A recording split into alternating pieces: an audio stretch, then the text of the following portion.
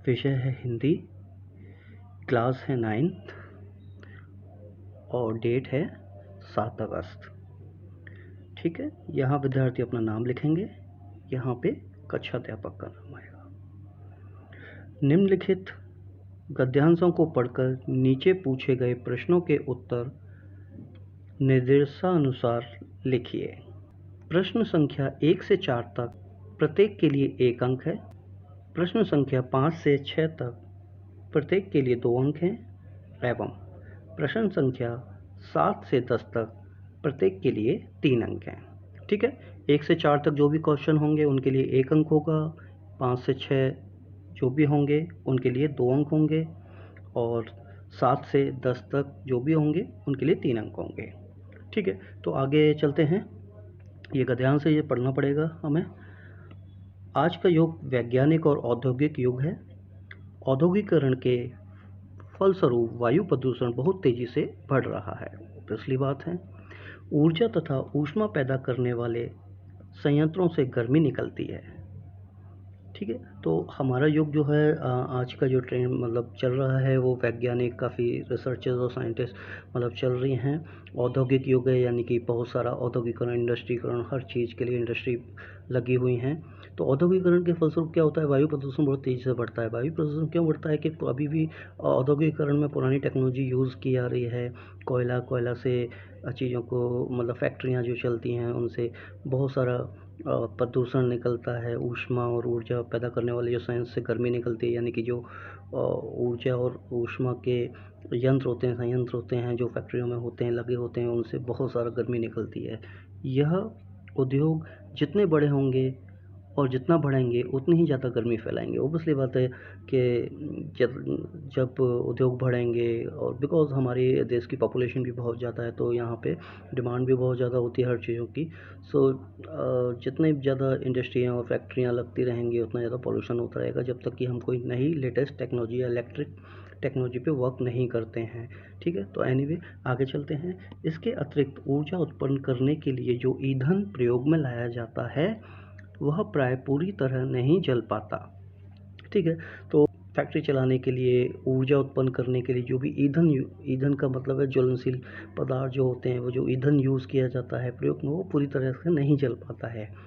ठीक है, इसका दुष्परिणाम यह होता है कि धुएं में कार्बन मोनोऑक्साइड काफ़ी मात्रा में निकलती है। ये एक बहुत खतरनाक गैस है, कार्बन मोनोऑक्साइड। ठीक है, CO। तो ये बहुत ज़्यादा मात्रा में निकलती है। ठीक है, अभी तो फिर भी ठीक है, लेकिन पहले आपने देखा होगा कि कोयले से बहुत ऊपर जो चिमनियाँ सी होती हैं, ऊपर धुआं निकलता है, तो वो सारा धुआं वायुमंडल में जाता है। फैक्ट्रियों के ऊपर चिमनियाँ होती हैं, लगी होती हैं। पहले ईंट बनती थी, भट्टे जो होते थे। ठीक है, अब तो बहुत कम हो गए और बंद ही कर दिए क्योंकि बहुत ज़्यादा कार्बन मोनोऑक्साइड निकालते थे वो। आज मोटर वाहनों का यातायात तेज़ी से बढ़ रहा है। ऑब्वियसली बात है, गाड़ियाँ बहुत तेज़ी से बढ़ रही हैं। 960 किलोमीटर की यात्रा में एक मोटर वाहन जितनी ऑक्सीजन का उपयोग करता है उतनी एक आदमी 1 बरस में चाहिए। यानी कि ये एक पैरामीटर, एक एग्जांपल दिया है कि 960 किलोमीटर तक एक वाहन अगर यात्रा करता है यानी चलता है तो जितनी वो ऑक्सीजन ख़राब करता है या ऑक्सीजन लेता है उस चीज़ में, मेरा कहने का मतलब है ख़राब ही करना होगा ऑक्सीजन, बिकॉज जिस तरीके का वो पॉल्यूशन करता है तो ऑक्सीजन ख़त्म होती है। उतनी ऑक्सीजन एक आदमी को ना 1 वर्ष में यूज़ करता है वो। ठीक है, तो काफ़ी ज़्यादा सोचने वाली बात है ये तो। ठीक है, एनीवे आगे दुनिया के हर अंचल में मोटर वाहनों का प्रदूषण फैलता जा रहा है।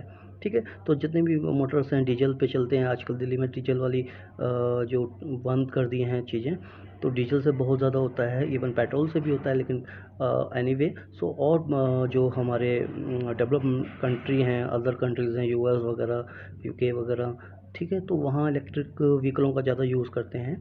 बट अभी इंडिया में इलेक्ट्रिक व्हीकल का चलन बहुत कम है, तो अभी धीरे-धीरे जैसे-जैसे इलेक्ट्रिकल व्हीकल का चलन आएगा सो पॉल्यूशन कंट्रोल में होता रहेगा। ठीक है, तो रेल का यातायात भी असातीस रूप में रूप से बढ़ रहा है। हवाई जहाज़ों का चलन भी सभी देशों में हो चुका है। तेल शोधन, चीनी मिट्टी की मिलें, चमड़ा, कागज़, रबड़ आदि के कारखाने तेज़ी से बढ़ रहे हैं। ऑब्वियसली बात है, डेवलपमेंट हो रहा है तो हर चीज़ के लिए फैक्ट्री और उद्योग तो लगेंगे ही लगेंगे। जो भी ज़रूरत की चीज़ें हैं, जो रॉ मटेरियल है, वो सारी चीज़ें लगेंगी ही इंडस्ट्री, तो इसलिए भी पॉल्यूशन बहुत ज़्यादा प्रदूषण हो रहा है। रंग वार्निश, प्लास्टिक के कारखाने बढ़ते जा रहे हैं, हर प्रकार के यंत्र बनाने के कारखाने बढ़ रहे हैं।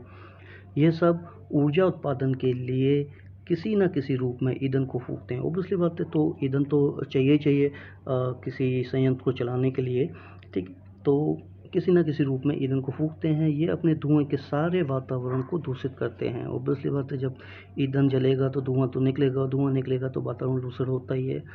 यह प्रदूषण जहाँ पैदा होता है वहीं पर स्थिर नहीं रहता, वायु प्रवाह में जब वह सारी दुनिया में फैलता रहता है, ठीक है। तो जहाँ से निकलता है ज़रूरी नहीं कि सिर्फ वहीं पर रहे ये पॉल्यूशन, प्रदूषण।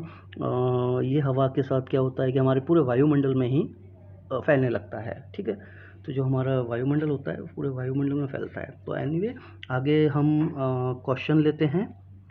प्रश्न 1 आ गया, वायु शब्द का पर्यायवाची शब्द होगा, ठीक है। तो वायु का पर्यायवाची क्या होगा? पवन, ठीक है, हवा, है ना। सो यहाँ पे मैंने उत्तर पहले से लिखे हुए हैं, आप देख लीजिएगा। आदमी शब्द का दूसरा उत्तर लेते हैं। आदमी शब्द का तत्सम शब्द होगा, ठीक है। आदमी का मनुष्य, इंसान, ठीक है। तो एक लिखना है तो मनुष्य लिखा है, आप देख लीजिएगा। दुनिया शब्द का समानार्थी शब्द होगा, संसार, ठीक है। गर्मी शब्द का विलोम शब्द होगा, गर्मी का ऑब्वियसली बात है सर्दी। आशातीत शब्द में मूल शब्द और प्रत्यय होंगे, ठीक है। आशा मूल शब्द हो गया, अतीत प्लस अतीत, इसको आगे ऐसे तोड़ दीजिएगा, आशा प्लस अतीत, ठीक है। प्रश्न नंबर 6, दुष्परिणाम शब्द में उपसर्ग और मूल शब्द अलग अलग होंगे, ठीक है। दुष्पसर्ग और प्लस परिणाम, दुष्परिणाम हो गया। 7 प्रश्न पे आते हैं, धुएं में किसकी मात्रा ज़्यादा निकलती है, ठीक है। तो धुएं में जैसे मैंने ऊपर बताया, गद्यांश में लिखा ही है कि कार्बन मोनोऑक्साइड यानी कि CO की मात्रा सबसे ज़्यादा निकलती है। ओके, आगे चलते हैं।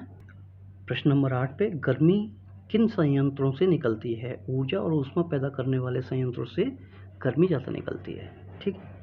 तो जो भी संयंत्र इंडस्ट्री में, फैक्ट्री में, उद्योगों में ऊर्जा और ऊष्मा पैदा करते हैं कि करने के लिए जो संयंत्र लगाए जाते हैं उनसे गर्मी निकलती है।